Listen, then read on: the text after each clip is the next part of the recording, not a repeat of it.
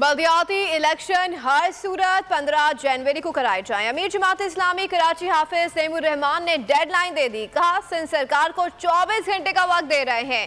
CM house के बाहर एहतजाज की वार्निंग भी दे दी।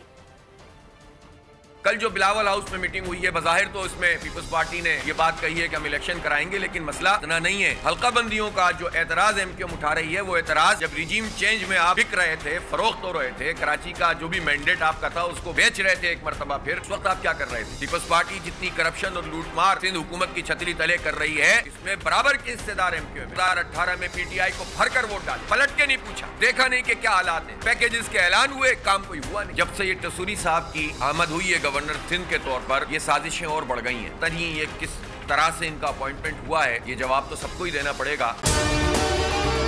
अगर आपको हमारी ये वीडियो पसंद आई है तो लाइक पर क्लिक कीजिए।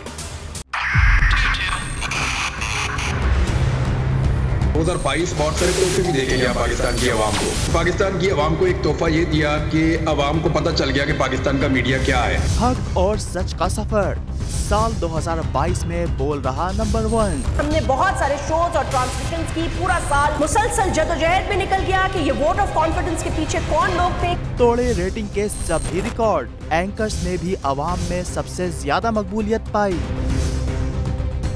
और सोशल मीडिया पर भी बोल रहा सब पर भारी। सब्सक्राइब करें और बेल दबाएं ताकि कोई खबर रह न जाए।